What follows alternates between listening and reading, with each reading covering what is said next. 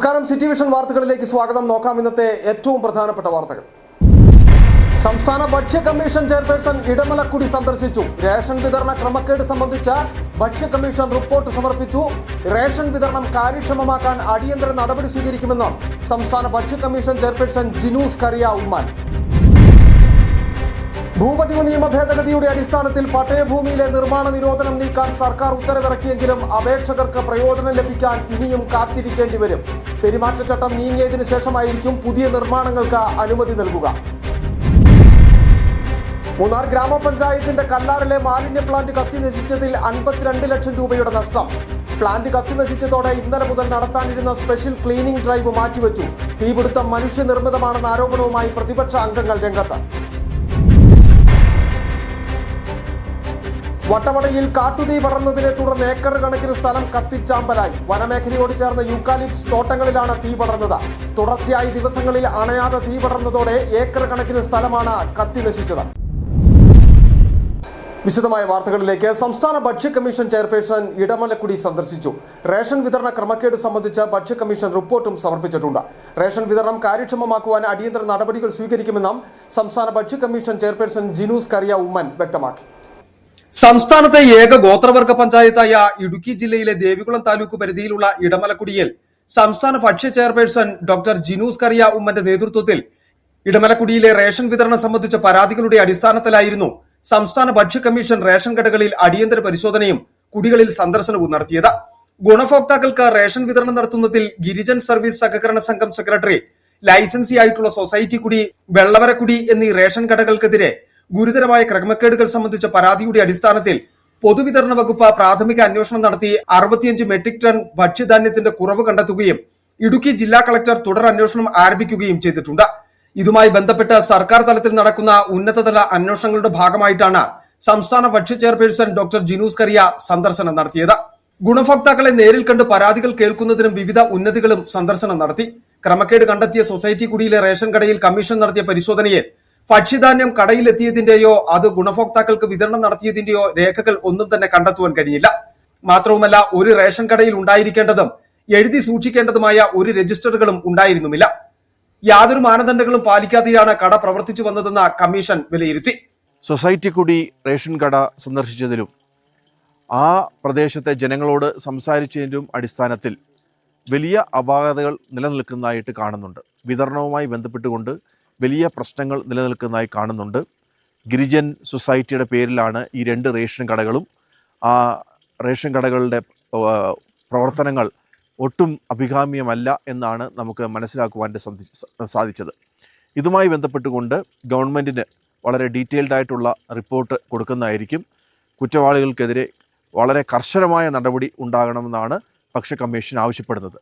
ഇടമലക്കുടിയിലെ ration വിതരണം നടത്തുന്നതിൽ വീഴ്ച വരുത്തിയ ഇടുക്കി ജില്ലയിലെ പൊതുവിതരണ വകുപ്പിലെ 2026 ഫെബ്രുവരി മുതൽ ചുമതലയിലുണ്ടായിരുന്ന ബന്ധപ്പെട്ട ഉദ്യോഗസ്ഥർക്കെതിരെയും പ്രത്യേകിച്ച് Devikulam taluk supply officer Sanjaynath R, rationing ഇൻസ്പെക്ടർമാരായ ജയകുമാർ, ജെമി ജോസ് എന്നിവർക്കെതിരെ കർശന നടപടി സ്വീകരിക്കുവാനും സർക്കാരിന് നിർദ്ദേശം നൽകുമെന്നും കമ്മീഷൻ വ്യക്തമാക്കി. Devikulam tahsildar J Jayakrishnan, Munnar police sub inspector Jipson Mathew, assistant sub inspector Pradeep PR, forest beat officer Aneesh MV, Udumbanchola taluk supply officer Roy Thomas, Devikulam taluk supply officer Sanjeev Natha, Munnar tribal extension officer Girish, കമ്മീഷന്റെ ജില്ലാ കോർഡിനേറ്റർ അമ്പിളി, റേഷനിംഗ് ഇൻസ്പെക്ടർമാർ തുടങ്ങിയ ഉദ്യോഗസ്ഥർ കമ്മീഷനൊപ്പം എത്തിയിരുന്നു. City vision, Munnar. ഇടമലക്കുടിയിൽ വിതരണത്തിനെത്തിച്ച അരിയിൽ കുറവ് വന്ന സംഭവത്തിൽ സമഗ്ര അന്വേഷണം വേണമെന്ന് ജില്ലാ പഞ്ചായത്ത് അംഗം സി നെൽസൺ ആവശ്യപ്പെട്ടു. അന്വേഷണം നടത്തി കുറ്റക്കാർക്കെതിരെ ഉചിതമായ നടപടി സ്വീകരിക്കണം. അല്ലാത്തപക്ഷം ആദിവാസി ഉന്നതിയിലെ ആളുകളെ അണിനിരത്തി കോൺഗ്രസ് പ്രക്ഷോഭത്തിന് രൂപം നൽകുമെന്നും സി നെൽസൺ വ്യക്തമാക്കി. കഴിഞ്ഞ ദിവസം എല്ലാ വാർത്തകളിലും നിറഞ്ഞു നിൽക്കുന്ന ഒരു സംഭവമാണ് ആദിവാസി മേഖലയിൽ ഇടമലക്കുടിയിൽ, പ്രത്യേകിച്ച് ആദ്യത്തെ ആദിവാസി പഞ്ചായത്തായ ഇടമലക്കുടിയിൽ 65,000 കിലോ അരി, റേഷൻ അരി കൊള്ളയടിക്കപ്പെട്ടിരിക്കുകയാണ്. രജിസ്റ്ററിൽ എഴുതിയിട്ടുണ്ട് 70,000 കിലോ അരി ആദിവാസി മേഖലയ്ക്ക് ഇടമലക്കുടിക്ക് കൊണ്ടുപോയതായിട്ട്. എന്നാൽ ഞങ്ങൾ അവിടെ ചെന്ന് അന്വേഷിച്ചപ്പോൾ അങ്ങനെ അരി അവിടെ വന്നിട്ടേ ഇല്ല. അപ്പൊ ഈ 65,000 കിലോ അരി എവിടെ പോയി? അതില് കൊണ്ടുപോയ ആളുകൾ ആരാണ്? ഇത് കരിഞ്ചന്തയിൽ വിറ്റ ആളുകൾ ആരാണ്? ഇവർക്കെതിരെ നിയമ നടപടി എടുത്തില്ലെങ്കിൽ ഇപ്പൊ ഇന്നലെ വിജിലൻസ് വന്നിട്ടുണ്ട്. വിജിലൻസ് അന്വേഷണം തുടങ്ങിയിട്ടുണ്ട്. വിജിലൻസ് അന്വേഷിച്ച് ഉത്തരവാദിത്തപ്പെട്ട ആളുകൾ ആരാണോ തെറ്റ് ചെയ്ത് അവർക്കെതിരെ നിയമ നടപടി സ്വീകരിച്ചില്ലെങ്കിൽ അവിടെ ഇരിക്കുന്ന ആദിവാസി മേഖലയിൽ ഉൾപ്പെട്ട ആളുകളെ അണിനിർത്തിക്കൊണ്ട് വലിയ സമരപരിപാടികളായിട്ട് കോൺഗ്രസ് പോകും. ഇടുക്കി ബൈസൺ വാലിയിലെ ടീ കമ്പനിക്ക് സമീപം വിനോദസഞ്ചാരികൾ സഞ്ചരിച്ചിരുന്ന ജീപ്പ് അപകടത്തിൽപ്പെട്ടു. ചെന്നൈയിൽ നിന്നും എത്തിയ സംഘമാണ് വാഹനത്തിലുണ്ടായിരുന്നത്. അപകടത്തിൽ 6 പേർക്ക് പരിക്കേറ്റിട്ടുണ്ട്. വിനോദസഞ്ചാരികൾ സഞ്ചരിച്ചിരുന്ന ട്രിപ്പ് ജീപ്പാണ് നിയന്ത്രണം നഷ്ടപ്പെട്ട് തിട്ടയിലിടിച്ച് തലകീഴായി മറിഞ്ഞത്. ഡ്രൈവർ ഉൾപ്പെടെ 9 പേരാണ് വാഹനത്തിൽ ഉണ്ടായിരുന്നത്. ഇവരിൽ 6 പേർക്കാണ് പരിക്കേറ്റത്. പരിക്കേറ്റവരെ ഉടൻ തന്നെ അടിമാലി താലൂക്ക് ആശുപത്രിയിൽ പ്രവേശിപ്പിച്ചു. ഒരാൾക്ക് തലയ്ക്ക് പരിക്കുണ്ടെങ്കിലും ആരുടെയും നില ഗുരുതരമല്ലെന്നാണ് ലഭിക്കുന്ന വിവരം. ചെന്നൈ വെളിപ്പുറത്തു നിന്നും എത്തിയ 15-അംഗ സംഘമാണ് വിനോദസഞ്ചാരത്തിനായി ഇടുക്കിയിലെത്തിയത്. 2 ഗ്രൂപ്പുകളായി ഇവർ സഞ്ചരിച്ചിരുന്നത്. അപകടത്തിൽ ഡ്രൈവർ രാംകുമാറിന് കൈക്ക് പരിക്കേറ്റിട്ടുണ്ട്. ഇയാളെ രാജാക്കാട്ടിലെ സ്വകാര്യ ആശുപത്രിയിൽ പ്രവേശിപ്പിച്ചു. സംഭവത്തിൽ രാജാക്കാട് പോലീസ് മേൽ നടപടികൾ സ്വീകരിച്ചു. ഭൂപതിവ് നിയമ ഭേദഗതിയുടെ അടിസ്ഥാനത്തിൽ പട്ടയഭൂമിയിലെ നിർമ്മാണ നിരോധനം നീക്കാൻ മന്ത്രിസഭാ യോഗം തീരുമാനമെടുത്ത് സർക്കാർ ഉത്തരവിറക്കിയെങ്കിലും അപേക്ഷകർക്ക് ഇതിന്റെ പ്രയോജനം ലഭിക്കാൻ ഇനിയും കാത്തിരിക്കേണ്ടി വരുമെന്നാണ് സൂചനകൾ. തെരഞ്ഞെടുപ്പ് പെരുമാറ്റച്ചട്ടം നീങ്ങിയതിനു ശേഷമായിരിക്കും പട്ടയഭൂമിയിലെ പുതിയ നിർമ്മാണങ്ങൾക്ക് റവന്യൂ വകുപ്പ് അനുമതി നൽകി തുടങ്ങുക. ഭൂപതിവ് നിയമ ഭേദഗതിയുടെ അടിസ്ഥാനത്തിൽ പട്ടയഭൂമിയിലെ നിർമ്മാണ നിരോധനം നീക്കാൻ മന്ത്രിസഭാ യോഗം തീരുമാനമെടുക്കുകയും സർക്കാർ ഉത്തരവിറക്കുകയും ചെയ്തെങ്കിലും അപേക്ഷകർക്ക് ഇതിന്റെ പ്രയോജനം ലഭിക്കാൻ ഇനിയും കാത്തിരിക്കേണ്ടി വരുമെന്നാണ് സൂചന. മന്ത്രിസഭയുടെ കാലാവധി അവസാനിക്കാൻ ദിവസങ്ങൾ മാത്രം ബാക്കിയുള്ളപ്പോഴാണ് ഭൂപതിവ് നിയമ ഭേദഗതിയിലെ 2ാമത്തെ ചട്ടം സർക്കാർ അംഗീകരിച്ചത്. തെരഞ്ഞെടുപ്പ് വിജ്ഞാപനം വന്ന അതേ ദിവസമാണ് ഇത് സംബന്ധിച്ച് സർക്കാർ വിജ്ഞാപനം ഇറങ്ങിയത്. തെരഞ്ഞെടുപ്പ് പെരുമാറ്റച്ചട്ടം നിലവിൽ വന്നതിനാൽ ഈ ചട്ടപ്രകാരം പട്ടയഭൂമിയിൽ പുതിയ നിർമ്മാണങ്ങൾക്ക് അനുമതി നൽകാൻ റവന്യൂ വകുപ്പിന് സാധിക്കില്ല. മെയ് 4-ന് തെരഞ്ഞെടുപ്പ് ഫലം വന്നതിന് ശേഷം തെരഞ്ഞെടുപ്പ് പെരുമാറ്റച്ചട്ടവും പിൻവലിച്ചതിന് ശേഷമാകും പട്ടയഭൂമിയിലെ നിർമ്മാണങ്ങൾക്ക് അനുമതി നൽകി തുടങ്ങുക. പുതിയ നിർമ്മാണങ്ങൾക്ക് അനുമതി തേടി എവിടെയാണ് അപേക്ഷ നൽകേണ്ടത് എന്നതിൽ പോലും വ്യക്തത വന്നിട്ടുമില്ല. ഇക്കാര്യങ്ങളിൽ തീരുമാനമെടുക്കേണ്ട ഉന്നത ഉദ്യോഗസ്ഥർ മറ്റു സംസ്ഥാനങ്ങളിലെ തെരഞ്ഞെടുപ്പ് ചുമതലകളിലാണ്. പട്ടയഭൂമിയിൽ 5000 ചതുരശ്ര അടി വരെ വിസ്തീർണമുള്ള നിർമ്മാണ പ്രവർത്തനങ്ങൾക്ക് സൗജന്യമായി നടത്താമെന്നാണ് സർക്കാർ ഉത്തരവിലുള്ളത്. 10000 ചതുരശ്ര അടി വരെ വിസ്തീർണമുള്ള നിർമ്മാണങ്ങൾക്ക് ഭൂമിയുടെ ന്യായവിലയുടെ 1%, അതിനു മുകളിലുള്ള നിർമ്മാണങ്ങൾക്ക് 2% ഫീസ് ഈടാക്കും. നിർമ്മാണങ്ങളില്ലാതെ പട്ടയഭൂമി വാണിജ്യ ആവശ്യങ്ങൾക്ക് ഉപയോഗിക്കുന്നതിന് 5% ഫീസ് ഈടാക്കാനാണ് നിർദ്ദേശം. എന്നാൽ UDF അധികാരത്തിലെത്തിയാൽ ഫീസും മറ്റ് നടപടിക്രമങ്ങളുമില്ലാതെ പട്ടയഭൂമിയിൽ എല്ലാത്തരം നിർമ്മാണങ്ങൾക്കും അനുമതി നൽകുമെന്നാണ് പ്രതിപക്ഷ നേതാവ് ഉൾപ്പെടെയുള്ളവരുടെ വാഗ്ദാനം. News desk city vision. Munnar ഗ്രാമപഞ്ചായത്തിന്റെ കല്ലാറിലെ മാലിന്യ പ്ലാന്റ് കത്തിനശിച്ചതിൽ 52 ലക്ഷം രൂപയുടെ നഷ്ടം. പ്ലാന്റ് കത്തിനശിച്ചതോടെ ഇന്നലെ മുതൽ നടത്താനിരുന്ന സ്പെഷ്യൽ ക്ലീനിംഗ് ഡ്രൈവ് മാറ്റിവെച്ചു. അതേസമയം തീപിടുത്തം മനുഷ്യനിർമ്മിതമാണെന്ന ആരോപണവുമായി പ്രതിപക്ഷ അംഗങ്ങളും രംഗത്തെത്തി. മാലിന്യ സംസ്കരണ പ്ലാന്റ് കത്തിനശിച്ചതിനെ തുടർന്ന് ഇന്നലെ മുതൽ നടത്താനിരുന്ന സ്പെഷ്യൽ ക്ലീനിംഗ് ഡ്രൈവ് മാറ്റിവെച്ചു. പ്ലാന്റ് കത്തിയതുമായി ബന്ധപ്പെട്ട അട്ടിമറി സാധ്യത സംബന്ധിച്ച പോലീസിന്റെ അന്വേഷണം നടക്കുന്നതിനാലാണ് അനിശ്ചിതകാലത്തേക്ക് ക്ലീനിംഗ് ഡ്രൈവ് മാറ്റിവെച്ചത്. പ്ലാന്റിന്റെ തീപിടുത്തം സംബന്ധിച്ച കാര്യങ്ങൾ വിശദീകരിക്കുന്നതിന് ഇന്നലെ വിളിച്ചു ചേർത്ത പഞ്ചായത്ത് കമ്മിറ്റിയിലാണ് പ്രസിഡന്റ് എസ് വിജയകുമാർ ഇക്കാര്യം വ്യക്തമാക്കിയത്. മൂന്നാർ പഞ്ചായത്തിന്റെ ഉടമസ്ഥതയിലുള്ള കല്ലാറിലെ പ്ലാന്റാണ് കഴിഞ്ഞ ദിവസം തീപിടുത്തമുണ്ടായി കത്തിനശിച്ചത്. 52 ലക്ഷം രൂപയുടെ നാശനഷ്ടമുണ്ടായതായി പഞ്ചായത്ത് അസിസ്റ്റന്റ് എഞ്ചിനീയർ ഇന്നലെ സെക്രട്ടറിക്ക് റിപ്പോർട്ടും നൽകി.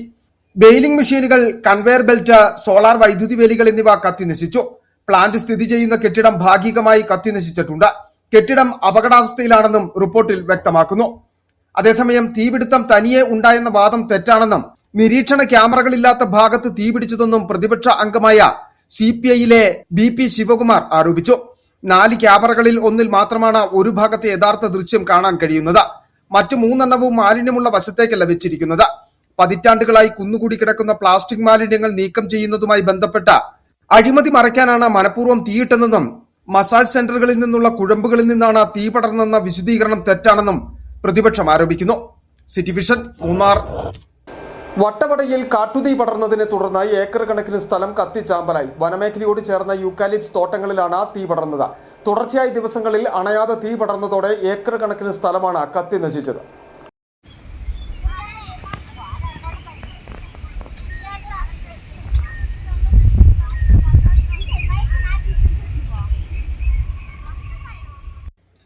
വട്ടവട മേഖലയിൽ പടർന്ന കാട്ടുതീ ഏക്കർ കണക്കിന് സ്ഥലമാണ് ചാമ്പലാക്കിയത്. വനമേഖലയോട് ചേർന്ന പ്രദേശത്തെ ഗ്രാൻഡിസ് യൂക്കാലിപ്സ് മരങ്ങൾക്കിടയിലാണ് തീ പടർന്നത്. അണയാതെ തീ ദിവസങ്ങളോളം പടർന്നതോടെ ഏക്കർ കണക്കിന് സ്ഥലം കാട്ടുതീയിൽ വെണ്ണീറായി.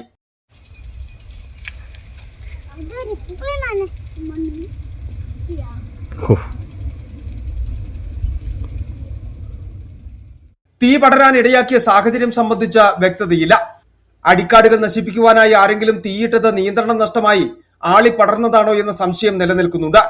ജൈവ വൈവിധ്യത്തിന്റെ കലവറയായ വട്ടവടയോട് ചേർന്നുള്ള പ്രദേശത്ത് ഏക്കർ കണക്കിന് പ്രദേശം കാട്ടുതീയിൽ ചാമ്പലായതിൽ പരിസ്ഥിതി പ്രവർത്തകർക്കിടയിൽ നിന്നുൾപ്പെടെ പ്രതിഷേധം ഉയർന്നു കഴിഞ്ഞു.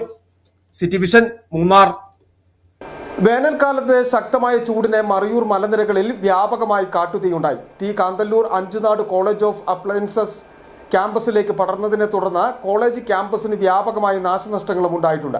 വെള്ളിയാഴ്ച ഉച്ചയ്ക്ക് 1 മണിയോടെ സമീപത്തെ കാരയൂർ ഭാഗത്ത് പടർന്ന കാട്ടുതീയാണ് ശക്തമായ കാറ്റ് വീശിയതോടെ കോളേജ് ക്യാമ്പസിലേക്ക് വ്യാപിച്ചത്. വേനൽക്കാലത്തെ ശക്തമായ ചൂടിനിടെ മറയൂർ മലനിരകളിൽ വ്യാപകമായി കാട്ടുതീയുണ്ടായി. തീ Kanthalloor Anchunad college of applied sciences ക്യാമ്പസിലേക്ക് പടർന്നതിനെ തുടർന്ന് കോളേജ് ക്യാമ്പസിന് വ്യാപകമായ നാശനഷ്ടങ്ങൾ ഉണ്ടായി. വെള്ളിയാഴ്ച ഉച്ചയ്ക്ക് 1 മണിയോടെ സമീപത്തെ കാരയൂർ ഭാഗത്ത് പടർന്ന കാട്ടുതീയാണ് ശക്തമായ കാറ്റ് വീശിയതോടെ കോളേജ് ക്യാമ്പസിലേക്ക് വ്യാപിച്ചത്. കെട്ടിടത്തിന് പുറത്തുനിന്നുള്ള സർവീസ് വയറുകൾക്ക് ആദ്യം തീ പിടിച്ചു. തുടർന്ന് ഒപ്റ്റിക്കൽ ഫൈബർ കേബിളുകൾ, പഴയ കസേരകൾ, ടെറസിന് മുകളിൽ കിടന്ന കരിയിലകൾ എന്നിവയിലേക്ക് തീ പടർന്നു. കുടിവെള്ള പൈപ്പുകളും കത്തി നശിച്ചു.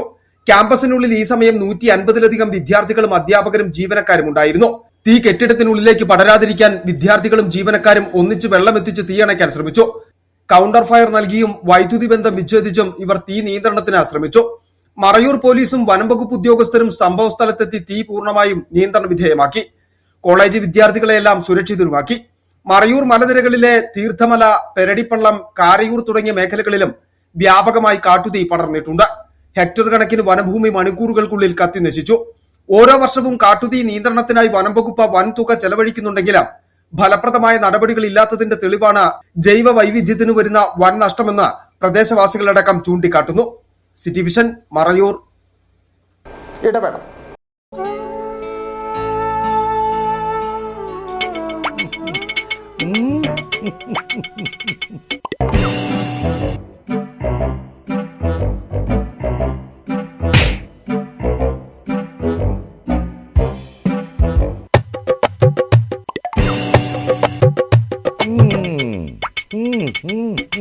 ഇതാണ് സാധനം. ഇവനെ അങ്ങ് പ്രയോഗിച്ചാൽ ഏതേലും സൂപ്പറായിട്ട് കായ്ക്കും. എല്ലാ പൂക്കളും കായാകുന്നതിന് ബെൻസാവൈറ്റ്, ചൊറിയില്ലാത്ത കായ്കൾക്കായി സൾഫോസ്, കൂടാതെ അമിൻഡ, ഹീര, ഡോറിസ്, വെൽവെറ്റ്. കർഷകന്റെ പ്രതീക്ഷയ്ക്കൊത്ത ഉൽപാദനം വർദ്ധിക്കാൻ വൈറ്റ്ഫീൽഡ് ഇന്റർനാഷണലിന്റെ ഉൽപ്പന്നങ്ങൾ ഉപയോഗിക്കൂ. 1.5 പതിറ്റാണ്ടിലേറെയായുള്ള സേവന പാരമ്പര്യവുമായി doctors clinical and diagnostic laboratory Rajakkad. Hi tech മെഷീനറികളുടെ സഹായത്തോടെ രോഗനിർണയം ഇനി കുറഞ്ഞ സമയത്തിനുള്ളിൽ. 300 mA full room x ray and 12 channel digital ECG. വിവിധ രോഗനിർണയങ്ങൾക്കായി മൾട്ടി സ്പെഷ്യാലിറ്റി ലബോറട്ടറി. എല്ലാവിധ ലബോറട്ടറി ടെസ്റ്റുകളും സ്പെഷ്യൽ ടെസ്റ്റുകളും 1 മണിക്കൂറിനുള്ളിൽ. വിവിധ ചെക്കപ്പ് പാക്കേജുകൾ. വിദഗ്ധ ടെക്നീഷ്യന്മാരുടെ നേതൃത്വത്തിൽ 100% ക്വാളിറ്റിയോടുകൂടിയുള്ള ടെസ്റ്റ് റിസൾട്ടുകൾ. Doctors clinical and diagnostic laboratory, SNDP shopping complex, Rajakkad. സ്ത്രീ സൃഷ്ടികളിൽ ഏറ്റവും പരിശുദ്ധയായ ഒന്ന്. ആ പരിശുദ്ധിക്ക് നിറം കൂട്ടുന്ന ഒന്നാണ് അവരുടെ ആത്മവിശ്വാസം. അതിനാൽ ഞങ്ങൾ മനസ്സിലാക്കുന്നു, നിങ്ങൾ അർഹിക്കുന്നു KG's ജ്വല്ലറിയുടെ അതുല്യമായ ആഭരണങ്ങൾ. KG's ജ്വല്ലറി, കോട്ടയം കട, സിൻസ് 1950. പരിശുദ്ധ സ്വർണം വിശ്വസ്ത കരങ്ങളിലൂടെ. ആ ഷോപ്സ് കട്ടപ്പന, ചെറുതോണി, അടിമാലി, നെടുങ്കണ്ടം, രാജാക്കാട്.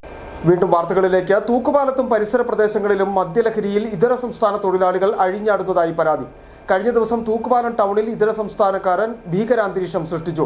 ഇന്നലെയും ഇതര സംസ്ഥാന തൊഴിലാളി മദ്യപിച്ച് നടുറോഡിൽ കിടന്നത് വലിയ ആശങ്ക സൃഷ്ടിച്ചു. ഇത് തൂക്കുപാലം ബിവറേജസിന് സമീപത്തെ സ്ഥിരം കാഴ്ചയാണ്.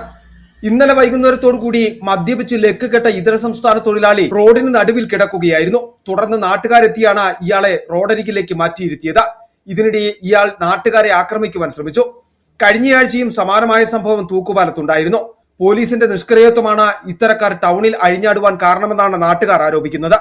തൂക്കുപാലം കേന്ദ്രമാക്കി പോലീസിന്റെ ഔട്ട്പോസ്റ്റ് വേണമെന്നുള്ള ആവശ്യത്തിനും പതിറ്റാണ്ടുകളുടെ പഴക്കമുണ്ട്.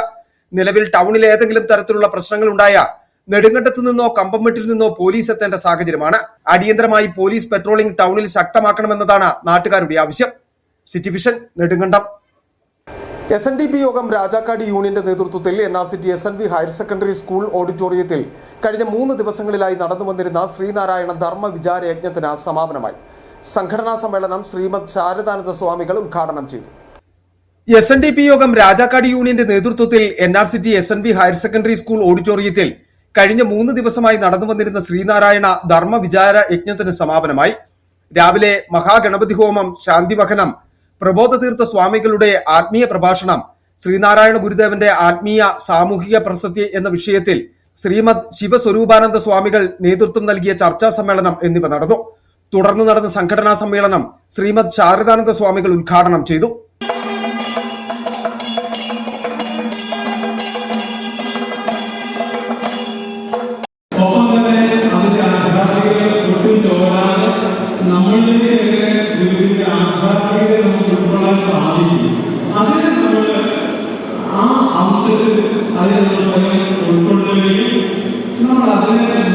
ജീവിതത്തിലൂടെ നമുക്ക് മറ്റുള്ളവരിലേക്ക് പകർന്നു കൊടുക്കാനും സാധിക്കും.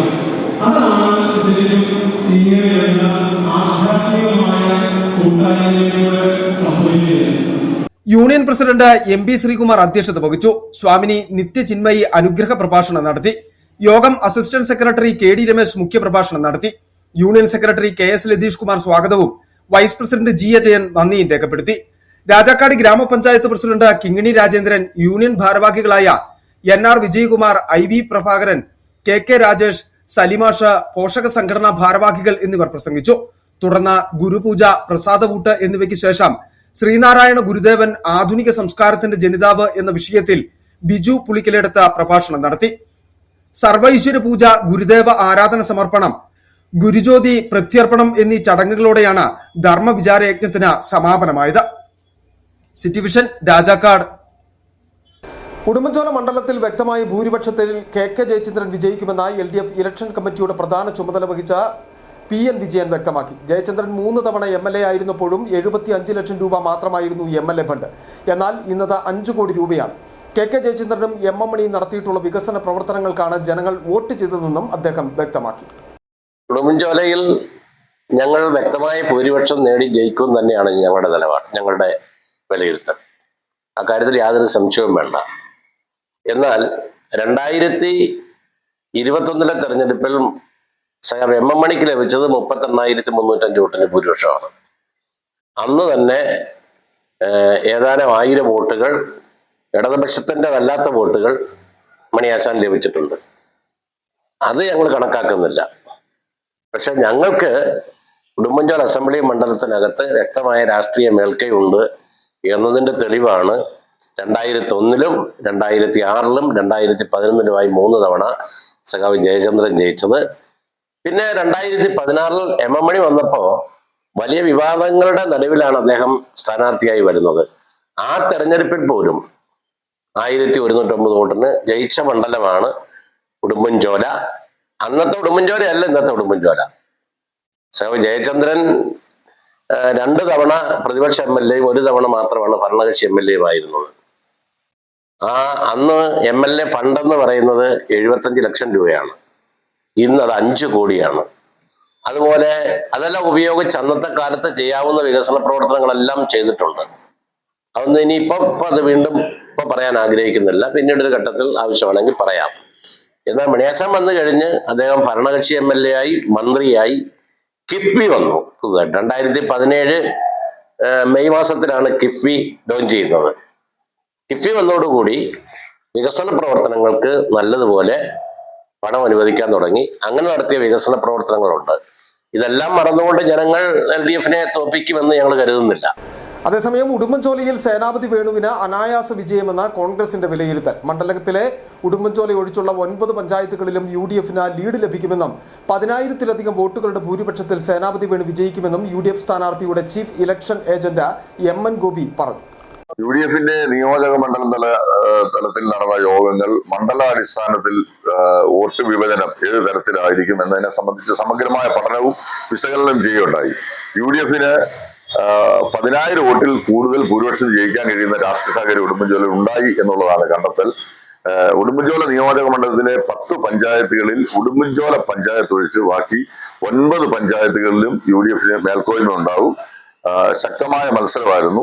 CPM-ൽ മറ്റൊരു കാലഘട്ടത്തിലും ഉണ്ടാകാത്ത തരത്തിലൊരു അനിശ്ചിതത്വം പ്രവർത്തന രംഗത്ത് പ്രകടമായിരുന്നു. അത് പൊതുജനങ്ങൾക്ക് ബോധ്യമുള്ള കാര്യമാണ്. മറ്റ് കാലഘട്ടങ്ങളിലൊക്കെ തെരഞ്ഞെടുപ്പ് രംഗത്ത് CPM-ഉം അതിന്റെ പ്രവർത്തകരും ഏത് രീതിയിലാണോ പ്രവർത്തിച്ചിരുന്നത് അതിൽ നിന്ന് വ്യത്യസ്തമായി ഒരു സ്വാഭാവികമായ മരവിപ്പ് പ്രവർത്തന രംഗത്തുണ്ടായിരുന്നു. പിന്നെ ഐക്യ ജനാധിപത്യ മുന്നണിക്ക് അനുകൂലമായി കേരളത്തിലെമ്പാടുമുള്ള ഒരു തരംഗത്തിന്റെ പ്രതിഫലനവും ഉടുമ്പൻചോലയിൽ ഉണ്ടാവും. സ്ഥാനാർത്ഥി നിർണയം കഴിഞ്ഞ് തെരഞ്ഞെടുപ്പ് വരെയുള്ള കാലഘട്ടത്തിൽ കോൺഗ്രസിന്റെയും UDF-ന്റെയും മുഴുവൻ നേതാക്കളും പ്രവർത്തകരും ഒന്നിച്ചു നിന്ന് ഒരു അഭിപ്രായ വ്യത്യാസമില്ലാതെ പ്രവർത്തിച്ചു എന്നുള്ളതാണ് ഈ വിജയത്തിന് കാരണമാകാൻ പോകുന്നത്. ഉടുമ്പൻചോലയിൽ ഇടതുപക്ഷം മികച്ച വിജയം നേടുമെന്നും ഇടുക്കിയിൽ റോഷി അഗസ്റ്റിന്റെ വിജയം ഉറപ്പാണെന്നും കേരള കോൺഗ്രസ് എം സംസ്ഥാന കമ്മിറ്റി അംഗം ജിൻസൺ പൗവത്ത്. സംസ്ഥാനത്ത് 85-ലധികം സീറ്റുകൾ നേടി LDF ഭരണ തുടർച്ച നടത്തുമെന്നും അദ്ദേഹം ഉടുമ്പൻചോലയിൽ പറഞ്ഞു.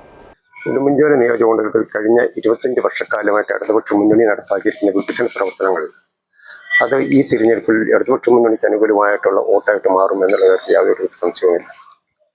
ഇടുക്കിയെ സംബന്ധിച്ച് പറയുമ്പോൾ ഇടുക്കിയിൽ റോഷി അഗസ്റ്റിൻ ഈ പ്രാവശ്യം വിജയിക്കുമെന്നുള്ള കാര്യത്തിലും ഒരു തർക്കവുമില്ല. കാരണം എന്താണെന്ന് ചോദിച്ചാൽ അദ്ദേഹം ഇടുക്കിയെ മിടുക്കിയാക്കിയത് അദ്ദേഹമാണ്. അതുപോലെ തന്നെ കഴിഞ്ഞ 25 വർഷക്കാലമായിട്ട് അദ്ദേഹം ഇടുക്കിയിൽ നടപ്പാക്കിയിരിക്കുന്ന വികസന പ്രവർത്തനങ്ങൾ, അതോടൊപ്പം കഴിഞ്ഞ ഇടതുപക്ഷ മുന്നണി നടത്തിയ ചിട്ടയായ ഇലക്ഷൻ പ്രവർത്തനം, പിന്നെ കഴിഞ്ഞ 25 വർഷക്കാലമായിട്ട് ശ്രീ റോഷി അഗസ്റ്റിന് ഉള്ള വ്യക്തിബന്ധവും സ്വാധീനവും എല്ലാം അദ്ദേഹത്തിന്റെ വിജയം സുനിശ്ചിതമാക്കുന്നു. സംസ്ഥാന തലത്തിൽ നോക്കുകയാണെങ്കിൽ ഇടതുപക്ഷ മുന്നണി വീണ്ടും അധികാരത്തിൽ വരുമെന്നുള്ള കാര്യത്തിൽ യാതൊരുവിധ തർക്കവുമില്ല. നോക്കാം ഇനി ഇന്നത്തെ സ്വർണം വെള്ളി നിരക്കുകൾ.